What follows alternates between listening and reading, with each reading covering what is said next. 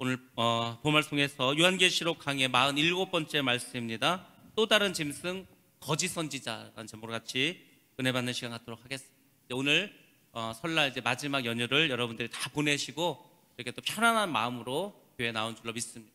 특별히 우리가 연휴를 이렇게 예배를 통해서 마무리하는 게 그 어느 때보다 참 좋은 그런 기회를 하나님 주셨다는 생각을 해봤습니다. 여러분들 이번 명절 어떻게 보냈는지 모르겠지만 저도 정말 이전에는 경험해보지 못한 그런 명절을 요즘 계속 보내고 있습니다. 친척이 안 오는 거는 두말할 것도 없고 가족도 다 모이지 못하고 예배를 드리는 그런 명절을 보내봤습니다. 어떻게 이런 때가 올 수 있을까 싶을 정도로 정말 이제는 우리가 이제 요 한 2년 정도 이렇게 넘게 코로나 시기를 겪으면서 이제는 코로나에 좀 적응이 되지 않을까 싶으면서도 한편으로는 아직도 좀 낯설기도 하고 어떻게 이런 일이 벌어질까 싶습니다. 하여튼 우리가 하나님께 기도해서 이 코로나가 속히 다 종식되고 우리에게 새로운 그런 또 날이 열리고 하나님의 때가 우리 가운데 이렇게 이루어지기를 저도 간절히 기도했습니다. 여러분들 우리가 새해를 맞이했습니다. 이제는 구정이 지났습니다. 설날도 지났습니다. 우리가 떡국을 먹는 이유는 한 살을 더 먹기 위해서 떡국을 먹지 않습니까? 여러분들 이제 나이도 한 살 더 이렇게 드셨는데 아무튼 나이가 한 살 더 드러나고 그래서 여러분들이 더 성숙해가는 그런 여러분들 모두 되시길 바랍니다. 우리가 성숙이라는 게 참 중요합니다. 이 성숙이라는 게 다른 말로 하면 익어가는 거죠. 익어가는. 성숙을 거꾸로 말하면 뭐가 되죠? 성숙, 숙성이 되죠. 숙성. 우리가 고기라든지 여러 가지를 숙성해서 먹습니다. 숙성하면 맛이 더 깊어집니다. 술도 그렇고 고기도 그렇고. 그러니까 여러분들이 나이를 들어가면서 여러분의 믿음이 숙성되어야 됩니다. 잘 익어가야 됩니다. 그래야지 좋은 향기를 발할 수가 있습니다. 아무튼 여러분들 여러분의 신앙은 더 숙성되시고 여러분의 믿음은 더 성장하시고 성숙해 가시기 바랍니다. 그런 여러분 다 되시기 바랍니다. 우리가 이제 제가 여기 와서 이제 설교를 한 지가 1년이 좀 지났습니다. 한 1년 반, 1년 하고 한 달 정도 이렇게 가까이 돼가고 있습니다. 우리가 이제 말씀을 전하는 시간을 설교 시간이라고 합니다. 설교 시간은 하나님의 말씀을 전하는 시간입니다. 그러니까 우리가 설교 시간에는 하나님이 우리에게 주신 말씀만 전해야 되고 하나님이 우리에게 주신 말씀을 잘 분별해서 가르쳐야 됩니다. 그렇지 않으면 우리가 이렇게 착각할 수가 있습니다. 목사님이 설교 시간에 하신 말씀이니까 그것은 하나님의 말씀일 거예요. 그것은 성경에 있는 말씀일 거예요. 그렇게 우리가 잘못 생각할 수가 있습니다. 그러니까 설교 시간에 말씀을 전하는 시간에 성경의 이야기가 아니고 다른 이야기를 하게 되면은 사람들이 하나님의 말씀을 착각하게 되고 오해하게 됩니다. 전혀 하나님의 말씀이 아닌데도 불구하고. 그래서 주의 종들은 이 설교 시간에는 특별히 하나님의 말씀만 전해야 됩니다. 그럼 다른 시간에 그 더 중요한 말씀이라든지 우리가 세상을 살아가는 말은 언제 해야 되는가? 그것은 상담 시간이라든지 아니면 간증하는 시간이라든지 친교 시간이라든지 그 이외의 시간에 이렇게 이야기해야 됩니다. 그렇지 않으면은 큰 문제에 빠집니다. 제가 이 말씀을 드리는 이유가 우리나라 사람들이 이단에 참 잘 빠집니다. 우리나라에 이단이 물론 굉장히 많습니다. 물론 그 이단이 다 기독교에서 나온 이단들인데 왜 이렇게 이단들이 많이 생겼을까를 제가 곰곰이 생각해 보니까 사람의 말을 들어서 그렇구나 이런 생각이 들었어요. 성경의 말씀대로만 하면은 이단에 빠질 수가 없죠. 왜 성경 말씀만 듣는데 뭐 이단이 어떻게 되겠습니까? 근데 하나님의 말씀이 아니고 자꾸 사람의 말을 듣게 되고 사람의 말을 하나님의 말씀처럼 생각하게 됩니다. 그러면 이단에 빠지게 됩니다. 그래서 우리가 더 조심해야 될 것은 제가 오늘도 이제 미혹에 대해서 쭉 말씀드리겠지만은 사람의 말이 아니라 하나님의 말씀에 우리는 길을 기울여야 줄 줄 믿습니다. 오늘 우리가 드리는 말씀 이 거짓 선지자인데 거짓 선지자가 누군가에 대해서 여러분들이 잘 아셔야 됩니다. 이 거짓 선지자는 마지막 때 적그리스도와 함께 아주 큰 일을 감당합니다. 물론 나쁜 쪽으로 큰 일을 담당하는 사람입니다. 그래서 우리가 짐승과 적그리스도는 아는데 이 거짓 선지자 또 다른 짐승인 거짓 선지자에 대해서는 잘 모를 수가 있습니다. 그래서 오늘은 우리가 특별히 한 시간 이렇게 시간을 떼어서 거짓 선지자에 대해서 여러분들에게 말씀을 드리도록 하겠습니다. 거짓 선지자는 13장에 나와 있는데 무엇이라 표현했냐면 또 다른 짐승이라고 표현해 주고 있습니다. 예수님께서 이 땅에 우리를 도우시기 위해서 구원하시기 위해서 보혜사로 오셨습니다. 그 예수님께서 말씀하십니다. 내가 아버지께로 돌아가야 너희에게 또 다른 보혜사를 보내줄 수 있다고 합니다. 그 또 다른 보혜사는 우리가 잘 아는 것처럼 성령 하나님입니다. 그처럼 이 짐승이 있습니다. 우리가 잘 아는 짐승 적 그리스도가 있는데 그 짐승 적 그리스도 말고 또 다른 짐승이 있다는 겁니다. 그것이 바로 거짓 선지자입니다. 그래서 성경은 거짓 선지자에 대해서 말씀을 해주고 있는데 그 모습을 상징으로 나타냈기 때문에 우리가 그냥 볼 때에는 이게 도대체 무슨 말인지 잘 모릅니다. 오늘 우리 본 말씀 13절 11절에 내가 보매 또 다른 짐승이 땅에서 올라오니 어린 양같이 두 뿔이 있고 용처럼 말을 하더라. 이렇게 그 거짓 선지자의 모습에 대해서 이야기를 해주고 있습니다. 그래서 여러분들이 거짓 선지자와 이 적그리스도인 짐승을 일단 구분을 하실 수가 있어야 됩니다. 또 다른 짐승이 거짓 선지자는 일단 땅에서 올라왔다고 성경은 말씀해주고 있습니다. 그리고 짐승인 적그리스도는 바다에서 올라왔다고 이야기해주고 있습니다. 그리고 거짓 선지자는 인성만 가지고 있습니다. 왜? 땅에 속한 사람이기 때문에 그냥 사람이라는 것을 우리가 알 수 있습니다. 근데 적그리스도는 인성과 신성을 같이 가지고 있습니다. 왜? 사단으로부터 직접 권세를 받았기 때문에. 예수님께서는 완전한 하나님이시고 완전한 인간이십니다. 그래서 그 예수님을 완전한 신성을 가지시고 완전한 인성을 가지셨다고 말합니다. 적그리스도도 마찬가지입니다. 겉으로 볼 땐 사람인데 마귀가 그에게 큰 권세를 줬습니다. 그래서 때로는 신과 같은 모습을 가지고 살아가는 것이 바로 짐승 적그리스도입니다. 그래서 여러분들이 조금 구별하셔야 되는, 훨씬 더 세고 훨씬 더 큰 힘을 가지고 있는 것은 짐승이고 거짓 선지자는 그 짐승으로부터 힘을 받아서 사역하는 그런 사람이기 때문에 짐승만큼의 능력을 가지고 있지는 않습니다. 근데 이 거짓 선지자도 성경에서는 능력을 가지고 있는 것으로 나타내주고 있습니다. 적그리스도가 사단으로부터 받은 권세를 이 거짓 선지자들도 나눠서 가지고 있습니다. 그래서 여러분 이걸 꼭 기억하셔야 돼요. 이게 항상 이 마귀는, 사단은 하나님께서 하신 일을, 예수님께서 하신 일을 모방하고 따라하는 일이 많이 있습니다. 바로 예수님께서 마태복음 10장에 이제 제자들을 훈련시키고 너희가 이제 가서 세상에 나아가서 전도를 해보라고 한번 이렇게 해서 짝을 지어서 이제 제자들을 파송하게 됩니다. 그 파송할 때 그냥 보내지 않으시고 권세를 주셨어요. 권세를 주셨어요. 돈은 많이 가져가라고 하지 않았어요. 지팡이 하나 하고 옷만 가져가라고 했어요. 근데 분명한 것은 파송하실 때 권세를 주셨습니다. 그것처럼 짐승도 이 거짓 선지자들에게, 거짓 선지자는 한 사람이 아닙니다. 여러 사람들이 있습니다.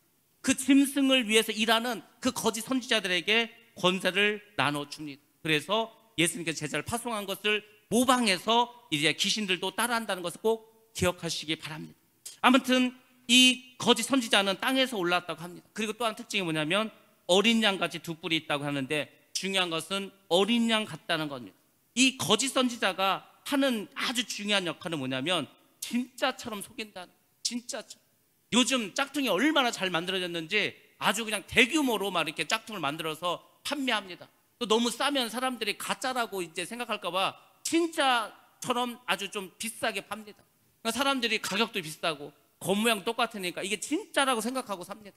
근데 그 가짜가 진짜보다 더 진짜 같아서 전문가들도 깜빡 속을 수가 있을 만큼 그렇게 사람들을 속입니다. 마찬가지로 거짓 선지자도 하나님의 그 종인 것 같아, 성령이 역사하시는 것 같아. 근데 알고 봤더니 아닙니다. 마귀가 있고 귀신이 있고 그렇게 귀신이 역사의 사람을 속이는 것입니다. 그러니까 여러분들이 이제 이 미혹에 대해서 조심하셔야 돼요. 누가 우리를 미혹할지 모릅니다. 그 목사님이 그럴 줄 몰랐네, 그 목사님이 그런 사람인지 몰랐네 라고 할 만큼 아주 신실한 주의 종인 줄 알았는데 나중에 문제가 생겨나면 전혀 그렇지 않은 경우가 너무나 많이 있습니다. 성경에서는 이렇게 말합니다. 그래서 마태복음 7장 15절 말씀인데 우리 한번 같이 한번 보겠습니다. 마태복음 7장 15절 시작. 거짓 선지자들을 삼가라. 양의 옷을 입고 너희에게 나아오나 속에는 노략질하는 일이라. 예, 아멘. 자, 일단은 거짓 선지자를 삼가라, 조심하라는 얘기죠. 양의 옷을 입고 왔는데 어떻게 합니까? 속에는 노략질하는 일이라고, 늑대라고, 승냥이라고 말해주겠습니다. 이걸 우리가 한번 사진을 한번 보도록 하겠습니다. 뭐 실제 이런 동물은 없겠지만은 예, 저렇게 돼 있어요. 겉으로 볼 때는 뭐 그냥 양으로 보입니다. 근데 속에는 저렇게 늑대가 들어가 있어요. 저 늑대가 하는 일이 뭐겠습니까? 다른 양을 잡아먹는 역할을 합니다. 다른 양을 잡아볼 거 아니에요. 양의 우리에 늑대가 들어오면 다 도망갈 거 아닙니까? 그러니까 도망가지 못하게 겉으로는 양의 모습으로 나타나는 거예요. 처음부터 이단이 잘못된 거짓 선지자가 나는 거짓 선지자다 이렇게 하고 나타나는 걸 봤습니까? 아니라니까. 막 능력의 종으로 나타납니다. 많은 사람들이 막 미혹을 당합니다. 근데 알고 봤더니 가짜예요.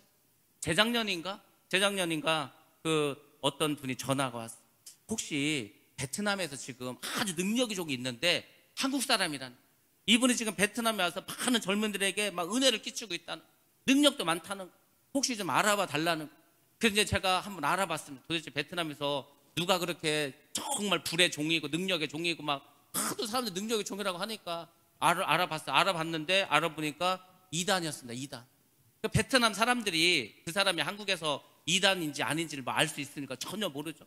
그 베트남에서는 그 사람이 막 기도를 하면 능력이 뭐 나타난다고 하고 하니까 사실 그것도 거짓말인데 아무튼 막 믿는 거예요. 그래서 많은 사람들 미혹에 넘어갈 수 있어요. 조금만 알아보면은 진짜인지 가짜인지 알 수 있는데 그렇지 않고 우리가 속는 경우가 너무나 많이 있습니다. 그래서 이단인지 아닌지를 분별해야 되고 말씀대로 하는지 안 하는지 우리가 정말 정신을 차리고 봐야 합니다. 그렇게 봐도 구별하기가 어려울 때가 지금 바로 마지막 때입니다. 이 거짓 선지자들은 적그리스도의 권세를 받고 이제 파송을 받습니다. 그리고 적그리스도의 대변자가 되어서 세상을 미혹하면서 돌아다닙니다. 누구겠습니까? 평신도가 그렇게 하겠습니까? 아니라니까요. 거짓 주의 종, 주의 종도 거짓 가짜가 있다는 겁니다. 가짜들이 이렇게 다니면서 하나님을 전하는 것 같지만 결국은 엉뚱한 것을 전하는 사람들이 있다는 것입니다. 세상에 이 사람들이 비춰질 때는 선지자의 모습으로 보내죠. 그 베트남에만 그 사람이 있었겠습니까? 다른 나라도 마찬가지. 이단들이 우리가 모르는 사이에 동남아를 많이 진출했어요. 저기 러시아로도 진출했어요.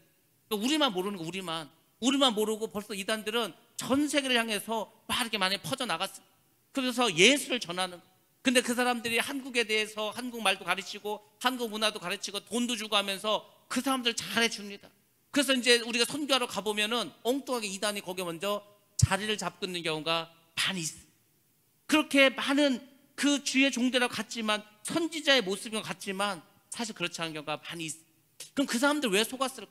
이 사람들이 와가지고 자기들에게 인생의 지침을 알려줍니다. 인생은 우리가 예수를 믿어야만이 변화될 수가 있습니다.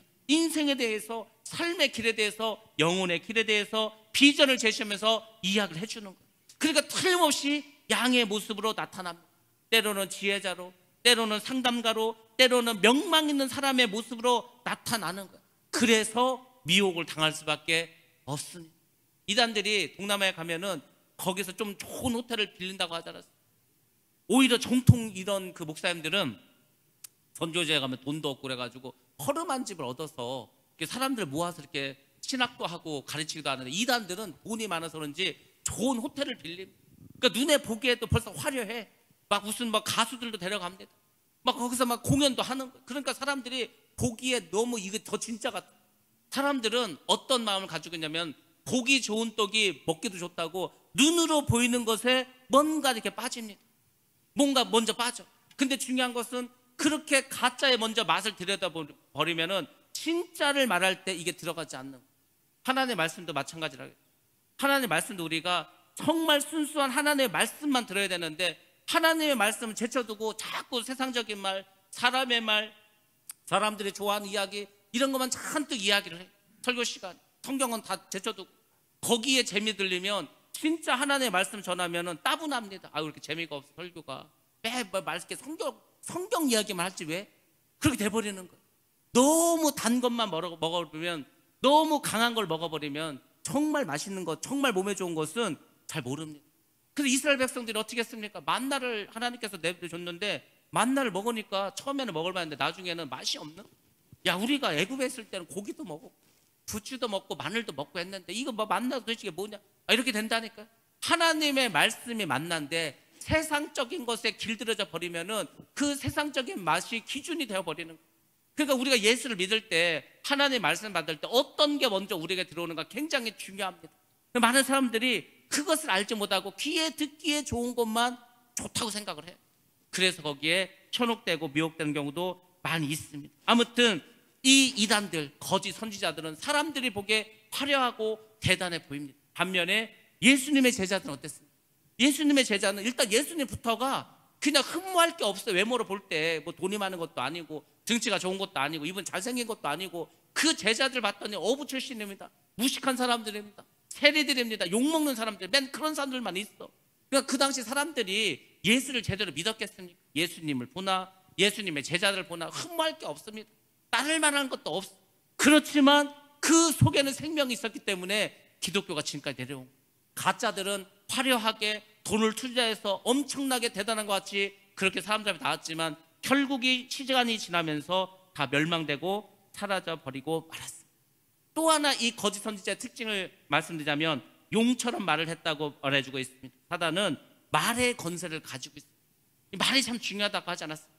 하나님은 말씀을 통해서 선지를 창조하셨습니다. 그러니까 사탄 마귀도 사탄 마귀의 말을 우리가 말씀이라고 하지 않습니다. 그냥 사단의 말이라고 그러죠. 근데 이 사단도 말을 잘합니다. 무슨 말을 잘하냐면 거짓말을 잘합니다. 거짓말을 잘하는 사람들이 머리가 나쁜 사람들이에요. 똑똑하니까 거짓말 잘하는 겁니다. 똑똑하니까 사기도 치는 겁니다. 그러니까 마귀가 그런 속성을 가지고 있어요. 말을 기가 막히게 잘합니다. 그러니까 우리가 들을 때에는 다소가 넘어갈 수밖에 없어요. 아니 생각해 보세요. 그 보이시피싱 하는 사람들이 보통 머리로 거짓말로 보통 잘하지 않고는 넘어가겠습니까? 무슨 국정원을 들여드리고 경찰을 들이고 그 다음에 뭐 거기 법원을 들여드리고 뭐 해가지고 사람들을 잔뜩 속게 만들어 버리는 거예요. 그리고 돈을 갈취해가지 않습니다. 마찬가지로 사단이 오늘 사람들의 영혼을 그런 식으로 갉아먹는 거예요. 그냥 가만히 듣고 보면은 좋은 말인 것 같아요. 야, 참 좋은 말씀이네. 아, 이거 우리가 삶 인생에 도움 되는 말이네. 근데 계속 듣다 보면은 그 말이 다 맞는 것 같은데 사실은 진리에서 멀리 떨어지는 것도 굉장히 많이 있습니다. 그게 사단이 아주 잘하는 겁니다. 그래서 용처럼 말한다는 것은 마귀 사탄처럼 거짓 선지자들도 말의 건세를 가지고 사람을 잘 속였다는 거예요. 적그리스도도 마찬가지입니다. 달변가입니다. 사람들의 귀에 듣기 좋은 말을 잘합니다. 근데 한번 보세요. 그 속에는 하나님의 말씀이 없어요. 말씀. 우리나라에 언제부턴가 이제 그런 경고등이 켜졌어요. 그래서 이제 목사님들이 그런 걱정을 하시는 분들이 많았습니다. 야, 어떻게 강단에서 십자가를 말하지 않대? 십자가란 말이 사라져버렸어. 강단에서 예수라는 말이 자꾸 사라지네. 그러면서 우리나라 한국 기독교에 들어온 게 뭐냐면 웰빙이란 말이 갑자기 막 뜨는 거예요. 웰빙은 저 방송에서 하는 얘기지 강단에서 할 얘기가 아니거든. 이 기독교는 웰빙하고는 별로 상관이 없는 종교입니다. 근데 뭐 웰빙이 들어오는 건강하게 사는 법이다. 건강이 뭐 세미나 해가지고 교회에서 아주 막 앞다퉈서 건강 세미나 하는 그런 뭐 강사들 데려다가 맨 건강 얘기만 했어. 건강 얘기를 하는데 그게 사람들 듣기에 나쁘겠습니까? 건강하게 사는 법을 알려주는데 무슨 약을 먹으면 좋고 무슨 운동을 하면 좋고 어떻게 하면 건강하게 살고 다 좋은 얘기야. 좋은 얘기인데 그거를 왜 강대성에서 하냐? 그건 하나님하고 상관없는 말이야. 그래서 예수가 빠지는 거야. 그래서 그때부터 경고등이 들어왔습니다. 이 한국 기독이 이렇게 하다가 성도들 다 버린다. 다 믿음에 떠난다. 그때 벌써 10여 년 전부터 이런 얘기가 나왔습니다. 나나 다를까 정말 그렇게 돼버렸어. 그렇게 건강하자고 건강하게 살자고 뭐 약도 팔고 뭐 했지만 그래서 뭐 건강해졌습니까? 건강은 하나님이 주시는 겁니다. 병도 하나님 치료해 주시는 겁니다. 우리가 믿음을 살면 하나님이 고쳐주시고 고쳐주시고 건강해지고 다 건강해 주시는 그렇게 안 해도. 근데 앞뒤가 바뀌어버렸어요. 지금 주객이 전도돼 버렸습니다. 하나님의 말씀이 강단에서 내려오고 사람의 말이 채워져 버렸어요.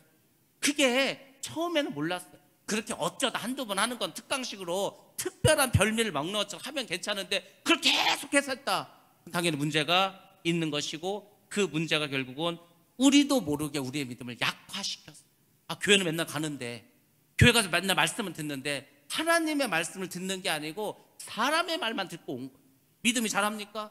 전혀 잘하지 않지. 우리가 건강하게 사는 것은 평소에 밥을 잘 먹으면 되는 거예요. 음식을 골고루 먹으면 됩니다. 매일 보약을 먹어서 건강할 수 있으니까 보약은 필요할 때 1년에 한두 번 먹어도 얼마든지 건강해질 수 있습니다. 밥도 안 먹고 보약만 먹으면 병 걸려 죽습니다.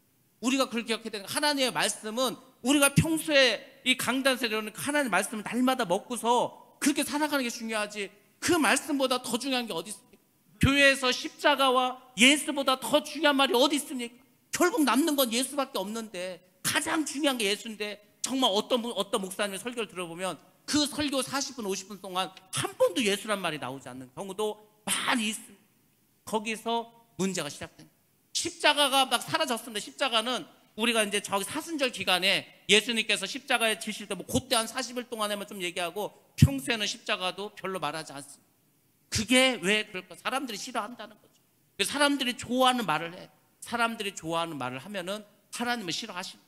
하나님이 좋아하는 말, 하나님이 원하시는 말씀을 전해야 하나님께서 역사하시지 사람들이 좋아하는 말, 사람들이 원하는 말만 해주면 하나님의 성령은 떠나게 되는 거예요. 믿음도 떠나게 됩니다. 나중에는 남는 게 없어요. 대전에 가면 아주 유명한 목사님이 있어요. 아주 유명한 교회가 있어요. 그 교회는 1년에 몇천 명이 새신자로 들어옵니다. 그 1년 지나면 그만큼 몇천 명이 또 교회를 빠져나가요. 저도 그 교회 가서 몇 번 예배를 드렸어요. 워낙 유명한 교회고 유명한 목사님이니까. 근데 예배를 드리고 나면 남는 게 없어요. 야, 이상하다. 우리가 이게 방송에서 볼 때는 이 목사님 너무 웃기고 재밌고 좋았는데 왜 정작 여기 와서 예배를 드릴 때는 은혜가 되지 않을까? 갈 때마다 그 생각을 갈 때마다. 왜 그런지 아십니까? 진리의 생명이 되신 성령께서 예배 가운데 함께 하시고 진리 되신 주님의 말씀이 우리 심령 가운데 떨어져야 되는데 그게 없는 거예요. 사람의 귀만 즐겁게 하고 웃다가 지나갑니다. 웃을 때는 좋죠. 근데 우리 마음속에 남는 게 없습니다. 여러분들이 하나님의 말씀을 대할 때 그래요. 특별히 올해 우리가 이제 새롭게 새해를 시작하지 않았습니까? 그러면은 왜 담배 피는 사람들이 매년 내가 올해는 금연해야지 뭐 이렇게 계획을 하는 것처럼 예수를 믿는 사람들은 내가 올해는 말씀을 한번 읽어야지. 사실 우리가 시간만 잘 조정하고 하면은요 1년에 한 번 아니라 2번도 읽을 수 있고 3번도 읽을 수 있습니다. 우리가 말씀을 가까이 해야 되는 거예요. 말씀이 내 속에 자꾸 차곡차곡 쌓여야 되는 거예요. 그 쌓여진 말씀이 내가 힘들고 어려울 때 능력이 되는 거예요. 능력이. 나는 그냥 말씀 읽고 다 잊어버린 줄 알았는데 아니라니까요. 여러분들 힘들고 어떤 문제가 생겼을 때 기도하면 내가 평소에 읽었었던 내가 평소에 들었던 그 말씀이 불현듯이 떠오르는 거예요. 그게 하나님의 응답이 되어서 여러분 힘들고 어려운 그 길을 이길 수가 있습니다. 근데 그걸 모르니까 막 돈을 싸들고 가가지고 사람들의 기도를 받고 그것도 답답해서 안 되면 점쟁이를 찾아가고 그렇게 하죠. 하나님은 이미 우리가 이 땅에 살아갈 수 있는 모든 방법과 모든 길을 다 제시해 주시고 알려주셨어요. 근데 우리가 그 정도 정말 성경의 말씀 여기대로 사는 게 아니고 자꾸 인간적인 방법을 사용하게 됩니다. 왜냐? 거짓 선지자, 마귀 그 달콤한 말에 우리가 속아 넘어가서 그렇게 된 들 많이 있습니다. 그래서 여러분들이 꼭 기억하시기 바랍니다. 미혹의 말은 사람을 교묘하게 속입니다. 그렇지만 성령은 사람을 속이는 게 아니에요. 깨닫게 하십니다. 내 속에서 그 진리의 말씀이 서로 소통되게 합니다. 야, 신기하다. 이 말씀과 이 말씀이 매칭이 되는. 그러면서 여러분 스스로가 답을 찾게 하십니다. 그 말씀을 통해서 여러분의 문제를 해결해 주십니다. 그래서 주님께서 아주 중요한 말씀하셨어요. 양은 목자의 음성을 듣느니라. 이게 얼마나 중요한지 아십니까? 굉장히 중요한 거예요. 예전에 이스라엘 사람들이 양을 칠 때 이렇게 했습니다. 목동들이 저녁에 양을 모아놓은 큰 우리가 있어요. 거기다 양을 다 집어넣었어요. 그리고 그 다음 아침 돼가지고 이제 그 목동이 가자고 얘기를 하면은 그 목동이 치는 양들이 그 목동을 따라서 나갑니다. 표시를 안 했는데도. 그게 뭔지 아십니까? 양들은 자기의 목자의 목소리를 아는 거예요. 그러니까 따라가게 되어 있어요. 다른 누가 와서 얘기해도 절대 따라가지 않습니다. 그게 무슨 말인지 아십니까? 정말 그 속에 성령이 있는 사람, 그 안에 예수의 심정이 있는 사람은 그 성령의 음성을 따라가는 거예요. 성령께서 하시는 말씀을 듣습니다. 그리고 그걸로 따라가는 거예요. 근데 성령이 아니고 자꾸 악한 영의 지배를 받는 사람은 하나님의 말씀에 귀를 기르는 게 아니고 악한 마귀의 말에 반응을 하게 되는 거예요. 반응을 보인다가 반응을 마귀가 툭 쳐본다니까. 근데 반응을 해. 그럼 마귀가 다시 달려듭니다. 왜? 공격을 하기 위해서. 그래서 여러분들의 마음을 제가 그랬잖아요. 우리의 마음이 가만히 있으면은 안 좋은 생각만 난다니까. 짜증나는 일만 생각난다니까. 기분 나쁜 일만 생각난다니까. 그래서 뭐 아무 일도 없었는데 나 혼자 막 기분이 나쁜 거예요. 그 왜 그런지 아십니까? 마귀에게 반응을 보였기 때문에. 마귀는 자꾸 그런 생각을 주고 성령이 주신 마음은 그런 마음이 아니다니까. 그냥 늘 기뻐, 늘 감사해. 야, 이것도 감사하고 저것도 감사하고. 제가 늘 요새 생각하는 그겁니다. 하나님께서 왜 이렇게 감사한 일을 많이 주셨지? 이것도 감사하고, 야, 이것도 기적이야, 이것도 기적. 어떻게 하나님께서 이렇게 하셨지? 막 그런 것만 생각나는, 그런 것만. 믿음이 좋을 때는, 은혜가 충만할 때는, 성령이 충만할 때는. 근데 우리가 그 상황을 유지하지 못하면 어떻게 되는지 아십니까? 슬금슬금 좀 짜증나는 거. 아, 하나님이 이거는 왜 이렇게 하지? 아, 그때 그 사람이 나한테 이렇게 했지? 자꾸 안 좋은 일 생각나게. 그러면서 거기 자꾸 빠지게 됩니다. 그게 마귀가 그런 식으로 끌고 가는 거예요. 여러분의 생각을 끌고 간다니까. 성령이 끌고 왔냐, 마귀가 끌고 왔냐, 거기에 여러분들이 그 둘 중에 하나를 가는 거예요. 그러니까 여러분들 성령이 인도하시면 따라야 돼요. 우리는 하나님의 영이 우리 속에 있는 사람. 그러니까 우리 속에서 성령이 하시는 그 음성을 듣고 따라가야 합니다. 그러니까 하나님의 양이 돼야 될 거 아니에요. 근데 그렇지 않으면 반드시 마귀의 음성을 듣고 따라갑니다. 바로 거짓 선지자가 그런 일을 하는 겁니다. 적그리스도가 주는 그 권세를 가지고 적그리스도와 동일한 그 능력을 가지고 사람들을 유혹하고 미혹합니다. 우리가 요한계시록 11장에 보면 두 증인의 이야기가 나옵니다. 두 증인은 얼마나 엄청난 일을 하지 아십니까? 막 하늘에서 막 불이 떨어집니다. 정말 그 엘리야가 했었던 능력, 모세가 했던 그 능력을 두 증인도 행했습니다. 근데 더욱 재밌는 건 뭔지 아십니까? 거짓 선지자들도 그런 기적을 행할 수가 있다는 거예요. 모방한다니까요. 모조합니다. 그래서 사람들이 거기에 다 빠지는 거예요. 아니, 거짓 선지자가 나타났는데, 짐승이 나타났는데 능력도 없어. 말도 그냥 어리버리해. 그냥 뭐 거짓말하게 다 티가 나. 누가 속습니까? 아무도 안 속지. 근데 그렇게 나타나지 않는다는 겁니다. 두 증인과 같은 그런 기적을 나타내니까 사람들이 야, 두 증인이 또 나타났나 보다. 그래서 분별하지 못하고 빠지게 됩니다. 가짜 목사들, 하나 사람의 귀만 만족시킵니다. 여러분들 절에 가서 3,000배 해가지고 암 고친 사람 있습니다. 연예인 중에 무당한테 가가지고 자기의 문제를 해결받은 사람도 많이 있습니다. 귀신이 떠나가고 자기가 너무 괴로웠는데 구슬했더니만 귀신이 떠나서 잠도 잘하고 기분도 좋아지고 돈도 벌고 많이 있습니다. 능력이 다 있어요. 진짜처럼 모방을 합니다. 근데 마지막에 멸망당합니다. 반드시 멸망당합니다. 세상적으로도 멸망당하고 그 영혼은 지옥에 갑니다. 지옥에 가는 거 자기도 모르게. 저도 어느 집 아는데 구슬해가지고 구슬했는데 갑자기 일이 막 잘 풀리는 거예요. 그래서 그 사람들은 뭐 일만 터지면은 구슬합니다. 근데 보세요. 그렇게 해서 평생 구슬하고 살잖아요. 나중에 어떻게 되는지 아십니까? 재산 다 까먹고 죽을 병에 걸리고 자식들 다 이상하게 되고 결국 자기도 지옥 갑니다. 참 신기하죠. 다 말로가 그렇게 되어 있어요. 뻔히 그렇게 그려져 있어요.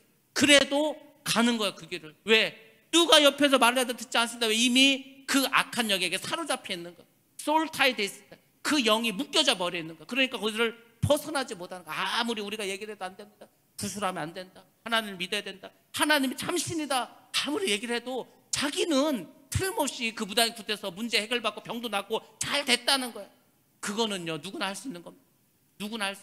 마귀가, 사단이 여러분을 천국 보내줄 수 있습니까? 자기들도 못 가는데.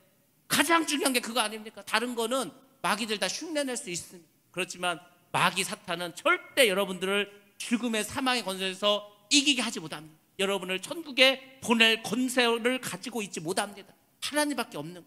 다 흉내를 내도 다른 것은 할 수가 없어요. 근데 사람들이 거기에 속습니다. 주중에는 많은 역사를 나타내고 정말로 사람이 할 수 없는 일을 많이 했어요. 근데 마지막 때 거짓 선지자들도 그런 일을 합니다. 그래 사람들이 미혹을 당하는 것입니다. 우리 말씀 한번 보겠습니다. 요한계시록 11장 5절에서 6절 말씀 같이 봅니다. 시작. 만일 누구든지 그들을 해하고자 하면 그들의 입에서 불이 나와서 그들의 원수를 삼켜버릴 것이요 누구든지 그들을 해하고자 하면 반드시 그와 같이 죽임을 당하리라. 그들이 권능을 가지고 하늘을 닫아 그 예언을 하는 날 동안 비가 오지 못하게 하고 또 권능을 가지고 물을 피로 변하게 하고 아무 때든지 원하는 대로 여러 가지 재앙으로 땅을 치리로다. 아멘. 이거는 거짓 선지자가 아니고 두 증인이 이렇게 했다는 두 증인이. 근데 이렇게 두 증인이 한 일을 거짓 선지자들도 모방을 해가지고 할 수 있다는 겁니다. 그러니까 여러분들이 분별을 잘 하셔야 되고 빠지면 안 됩니다. 거짓 선지자의 가장 큰 역할 두 번째는 뭐냐면 모든 사람을 적 그리스도에게 경배하도록 합니다.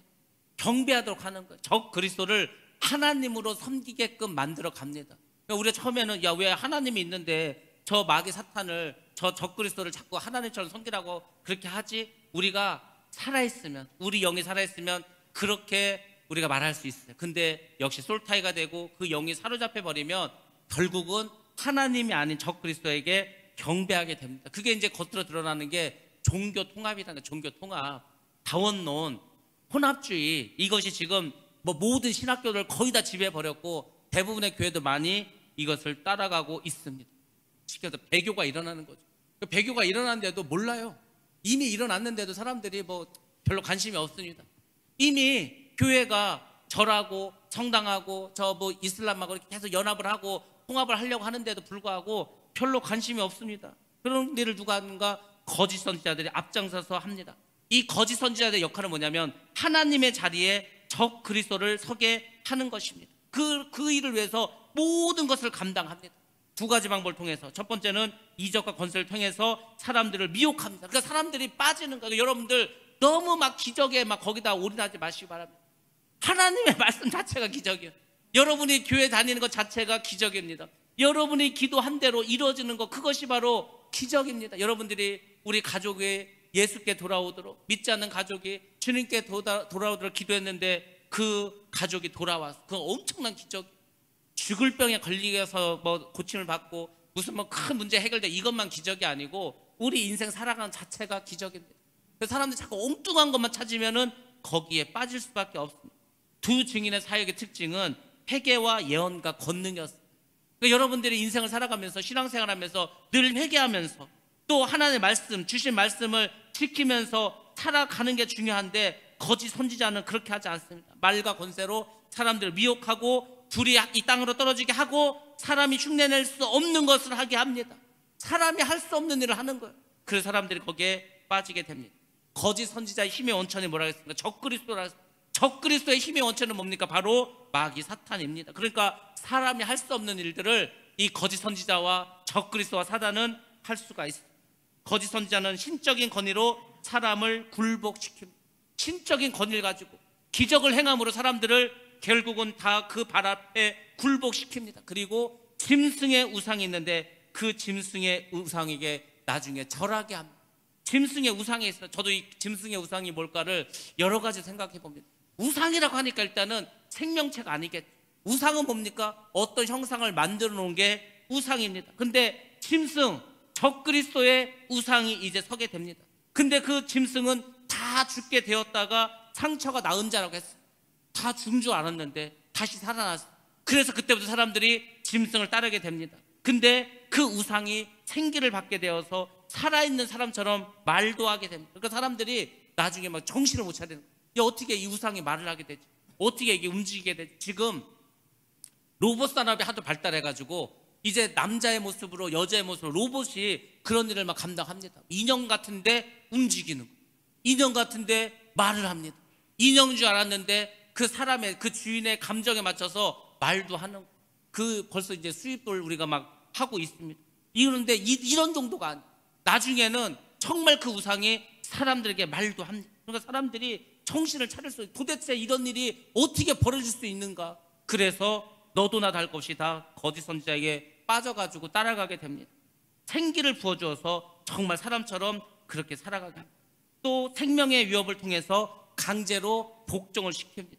결국 이 마귀는 어떤 전략을 쓰냐면, 자기의 힘이 없을 때는 슬그머니 숨어 있어. 마귀가, 우리가 믿음이 좋잖아요. 그럼 슬그머니 숨어 있어. 아무 일도 안 합니다. 그러다 우리가 믿음이 좀 연약해지거나 좀 우울해지거나 이러면은 우리 속에서 이제 발현이 됩니다. 똑같은 거예요. 바이러스도 마찬가지고 곰팡이도 다 마찬가지입니다. 내가 힘이 있으면 이기는 거예요. 감기 바이러스, 우리 몸 공기 중에 바이러스를 다 떠다니지 않습니다. 내가 면역이 있으면은 들어와도 내 면역 체계가 다 이깁니다. 내가 면역이 떨어질 때 우리 몸에서 발현을 하는 거예요. 악한 마귀 사탄도 마찬가지. 내가 믿음이 있고 내가 성령 충만하면 얘들이 힘을 쓰지 못한다니까. 그런데 우리가 딴짓을 하고 딴 생각을 하고 내 믿음이 잠시 이제 다른 세상으로 나아가면은 이것이 슬슬 나와가지고 우리에게 역사를 하기 시작합니다. 그러다가 이제 자기 힘이 세지면은 사람들을 강제로 굴복시키고 복종시킵니다. 15절 말씀에 그래서 말합니다. 그가 권세를 받아 그 짐승의 우상에게 생기를 주어 그 짐승의 우상으로 말하게 하고 또 짐승의 우상에게 경배하지 아니한 자는 몇이든지 다 죽이게 하더라. 자기가 권세를 가지면 짐승의 우상에게 절하지 않으면 그 사람이 10명이고 100명이고 1000명이고 다 죽여버린다는 것. 그런 권세를 가지고 있게 됩니다. 그러니까 우리가 조심해야 되겠죠. 짐승의 우상에 경배하지 않는 것. 경배하지 않으면은 죄인이 되는 것. 짐승의 우상에게 경배하는 것이 이제 사회적인 대세가 됩니다. 대세가 된다. 알게 모르게 대세가 자꾸 변하는 거 여러분 아십니까? 우리는 모르는 사이에 이 세상에 어떤 대세가 계속해서 좀 변화되고 있습니다.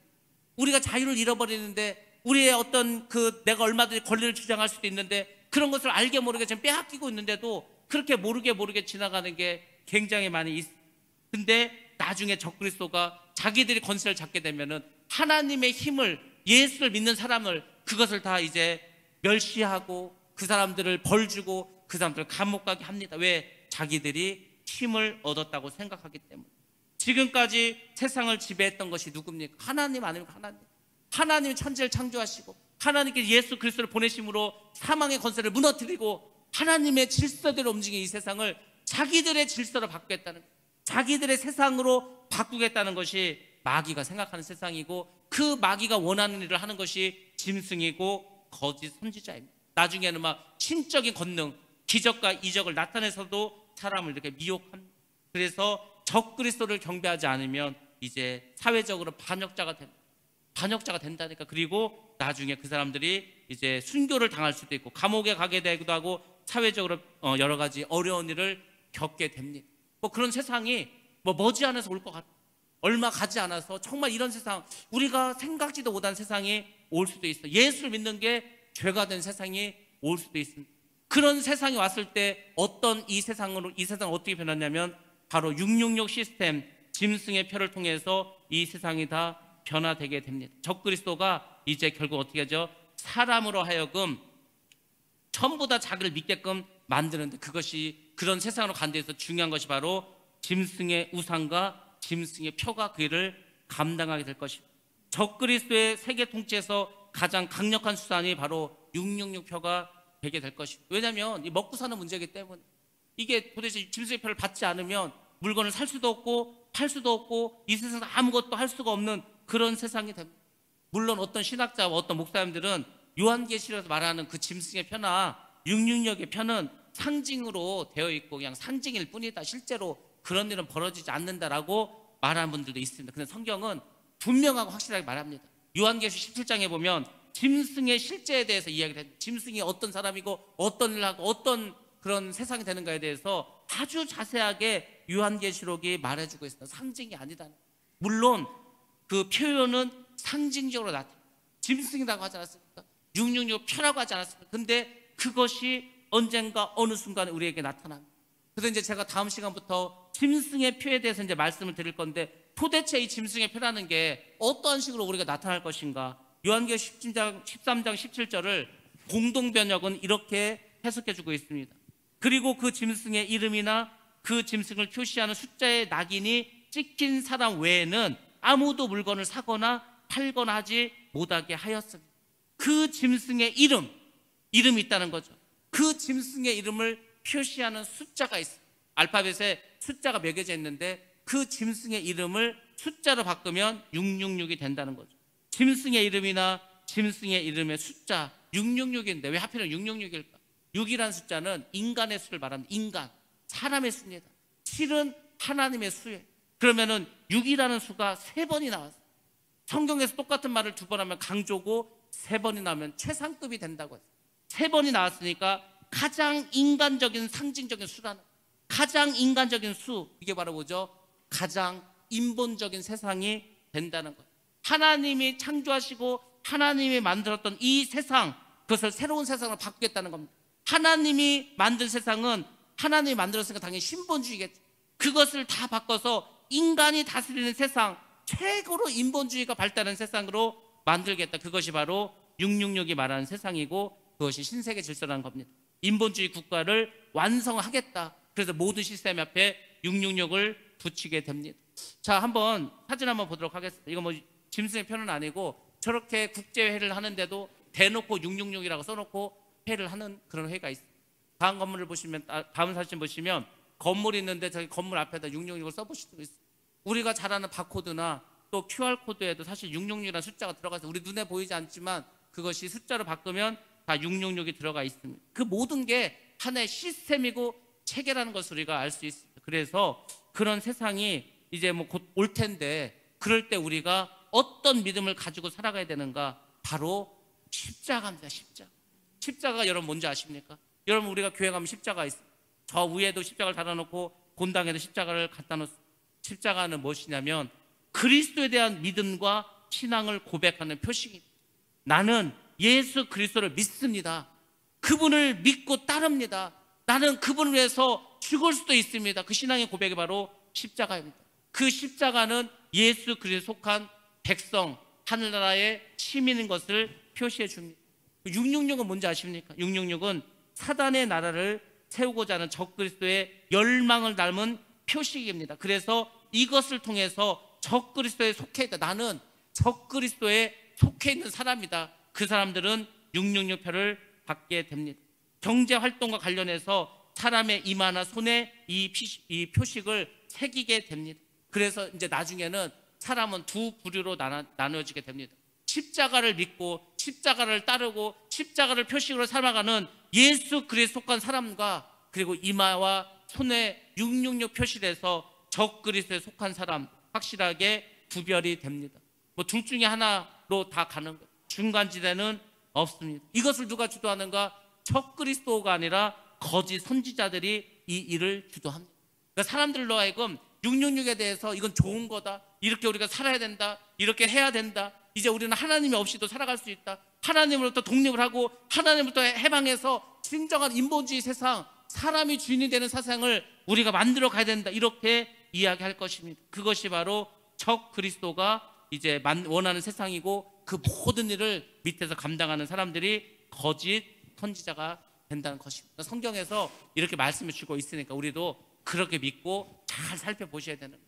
여러분들이 세상이 자꾸 변하고 한 해 한 해 이렇게 가면서 변화되지 않습니까? 세상이 뭐 사람도 변하고 법도 변하고 체제도 변하고 모든 것이 변해갑니다. 그러니까 이 세상은 변화될 수밖에 없는 거예요. 근데 여러분 잘 보시기 바랍니다. 이 모든 주도권을 마귀가 끌고 가는 것 같지만 그렇지 않아요. 결국 하나님께서 허락하신 테두리 안에서 마귀가 그렇게 세상을 끌고 가는 거예요. 그렇게 끌고 가다가 결국 마지막에 하나님이 심판을 하게 되시는 거예요. 그러니까 심판의 주인은 하나님입니다. 마귀가 이렇게 있는 게 아니에요. 마귀는 세상을 심판한 권세도 없고 권한도 없어요. 이 세상을 시작하시고 이 세상을 끝내는 것은 하나님밖에 없어요. 우리가 하나님 하는데 하나님이 되는 조건 중에 하나가 뭐냐면, 그 하나님은 시작과 마지막이 되어야 되는 거예요. 시작과 마지막이 되지 않으면 우리가 하나님을 인정할 수 없어요. 근데 하나님께서는 알파와 오메가가 되신다고 말씀하신 게 바로 그거예요. 내가 곧 하나님, 내가 곧 여호와. 그것을 성경 여기저기 계속해서 말씀해 주고 있어요. 그러니까 여러분들 믿는 하나님은 시작이 되시는 분이고 마지막이 되시는 분, 이 세상을 시작하신 분이고 이 세상을 끝내고 다음 세상으로 만드시는 분도 역시 하나님. 근데 그 일을 이렇게 행하는 데 있어서 마귀들이 할 일이 있어요. 예수님이 십자가 지려면 누군가 예수를 팔아야 될 거 아닙니까? 누가 팔았습니까? 가룟 유다가 팔았죠. 가룟 유다는 그 일을 위해서 쓰임받은 사람. 그러니까 이 세상을 심판하는데 쓰임받는 존재가 있습니다. 그게 누굽니까? 마귀, 사탄, 짐승, 거짓 선지자들. 자기들은 인간이 살기 좋은 세상을 만든다고 많은 사람들이 거짓말을 했지만 결국은 사단의 세상을 만들려고 했지만 하나님은 용납하지 않는다는, 잠시 권력을 잡고 잠시 한 3년 반 정도. 근데 그 3년 반도 다 채우지 못합니다. 그 전에 하나님께서 모든 것을 심판하십니다. 이것이 요한계시록이 우리에게 전해주고 있는 말씀입니다. 우리가 이러한 상황을 미리 안다면 여러분 어떻게 해야 됩니까? 잘 대비해야 되지 않겠습니까? 대비하는 거. 비가 많이 왔어. 그래가지고 막 물이 막 넘쳤어. 그러면은 이제 홍수가 지나면 사람들이 뭘 합니까? 뚝을 쌓을 거 아니에요. 뚝을 높이 쌓아서 물이 더 이상 넘치지 않게 하지 않겠습니까? 마찬가지로 우리가 이런 세상이 올 거라고 하면은 대비하셔야 되겠죠. 여러분들이 정신을 차리고 깨어서 기도하셔야 됩니다.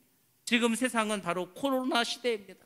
코로나 시대를 우리가 살아가고 있습니다. 코로나 시대에 그렇지만 이제 얼마 지나지 않아서 끝나게 될 것입니다. 정리가 될 것입니다. 빠르면 올해 중에도 끝날 수가 있습니다. 근데 진짜 문제는 코로나 이후의 세상입니다.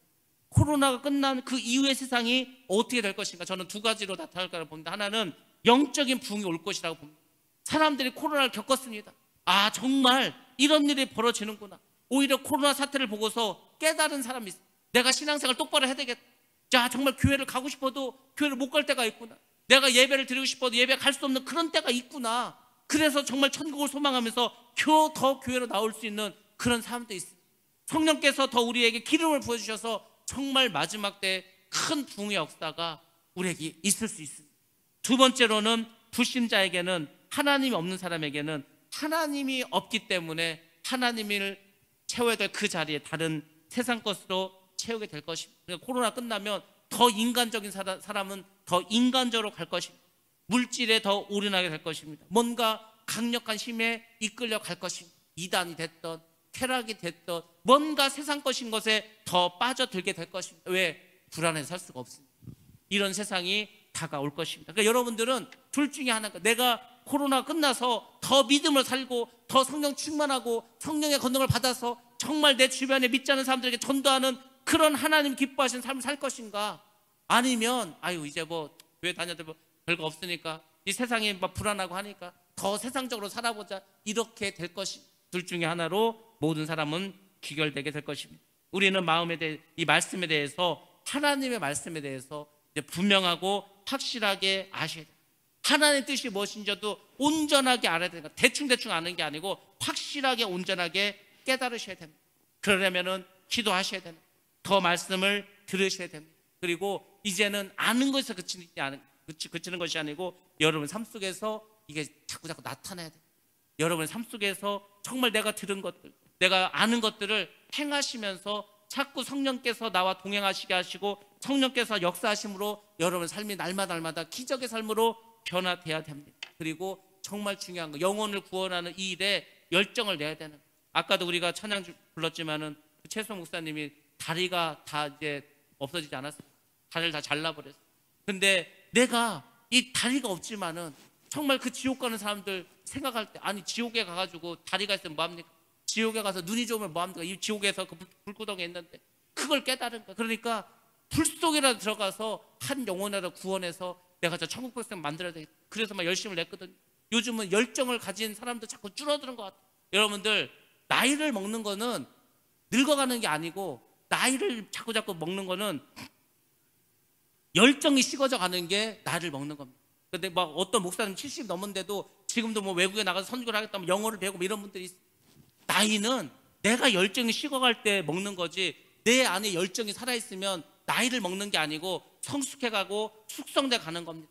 그래서 여러분들 올해는 내가 이제는 더 이상 나이를 먹는 게 아니라 내 인생을 더 성숙하게 숙성시키자. 그리고 이제는 정말 내가 말씀대로 살아서 정말 하나님의 일꾼으로 바로 한번 서보자, 이렇게 결단하시고 다짐하는 그런 한 해가 되시기 바랍니다. 성령께서 이를 감당할 수 있도록 여러분을 도와주시고 힘 주실 줄로 믿습니다. 그럴 때 우리에게 진정한 부흥이 있을 줄로 믿습니다. 우리 교회가 올해 더 부흥하고 여러분의 가정도, 여러분의 자녀들도, 여러분의 직장과 사업장도, 또 이 나라 이 민족도 다시금 주님이 주시는 그 부흥 속에 들어가서 우리 모두가 성령의 권능을 받고 충만한 그런 복된 삶을 다 누려야 할 줄로 믿습니다. 그건 저와 여러분 되기를 주의 이름으로 축원합니다.